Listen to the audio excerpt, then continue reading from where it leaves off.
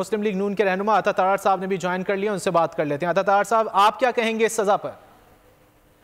دیکھیے جی، بات یہ ہے کہ آفیشل سیکریٹس ایکٹ کی وائلیشن کی گئی اور اپنے سیاسی مفادات کو بڑھانے کے لیے سیاست کو داؤ پہ لگایا گیا، سیاست کو ریاست پہ ترجیح دی گئی، ایک جھوٹی کہانی گھڑی گئی، جھوٹا بیانیہ گھڑا گیا اور ملک دشمن قوتوں کو فائدہ پہنچایا گیا، تقویت دی گئی۔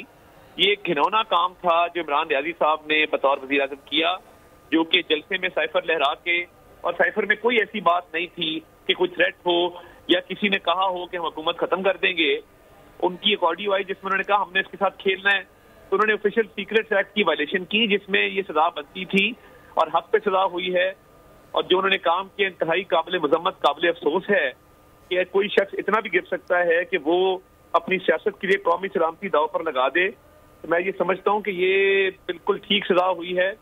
اور اس کے ساتھ ساتھ جب یہ سائفر والا معاملہ آیا تھا تو انہوں نے میٹنگز کی، ایک سازش گھڑی اور قوم کے ساتھ جھوٹ بول کے ایک جھوٹے بیانیے کے تحت اپنی سیاست چمکانے کے لیے ریاست پاکستان کو نقصان پہنچایا۔ اس کا نتیجہ یہی نکلنا تھا۔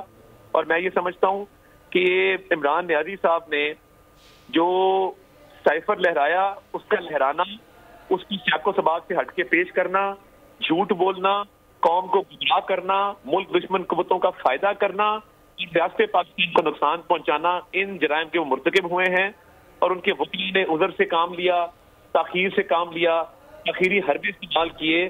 تو ہم یہ سمجھتے ہیں کہ یہ بالکل ٹھیک سزا ہوئی ہے اور یہ پہلے ہو جانی چاہیے۔ اچھا، آپ لوگوں کا ایک موقف رہا عطا طاہر صاحب پی ڈی ایم میں شامل جماعتوں کا کہ یہ غداری کا کیس بنتا تھا، اس پر کیا کہیں گے؟ بالکل، جو آفیشل سیکریٹس ایکٹ کی وائلیشن ہے وہ بالکل غداری کا کیس بنتا ہے، مگر جو آفیشل سیکریٹس ایکٹ کی شکیں اس کیس میں لگائی گئی ہیں وہ بالکل ٹھیک بیٹھتی ہیں۔ عمران نیازی صاحب نے جو جرم کیا اس کے اوپر اور اس دستاویز کے حوالے سے جو انہوں نے پوری سازش گھڑی، تو یہ بالکل ان کے وکلا کے تاخیری حربوں کے باوجود میں سمجھتا ہوں کہ کورٹ نے ٹھیک فیصلہ کیا ہے اور حق سچ پہ فیصلہ کیا ہے۔ ان کو چاہیے تھا کہ یہ اپنے ذاتی مفادات کے لیے پاکستان کے مفاد کو داؤ پر نہ لگاتے۔ تو انہوں نے جب جھوٹی کہانی گھڑی، کبھی کہا کہ یہ امریکہ نے حکومت گرائی، کبھی کسی نے گرائی، کبھی میں نے خود گرائی، کبھی محسن نقوی نے گرائی، تو یہ جو جھوٹ بولتے تھے اور قوم کو گمراہ کرتے تھے، ان کو یہ حق حاصل نہیں تھا کہ کوڈڈ میسج جو ہمارے ایک سفیر نے بھیجا اس کو جھوٹ پہ مبنی بیانیہ اس پہ کریں، اس کے مدجات کو سیاق و سباق سے ہٹ کے پیش کریں اور ریاست کو نقصان پہنچا کے پاکستان کی دشمن قوتوں کو اس کا فائدہ پہنچائیں۔ رہنما مسلم لیگ نون عطا طاہر ہم سے گفتگو کر رہے تھے، بہت شکریہ آپ کے وقت کا۔ سبسکرائب کریں اور بیل دبائیں تاکہ کوئی خبر رہ نہ جائے۔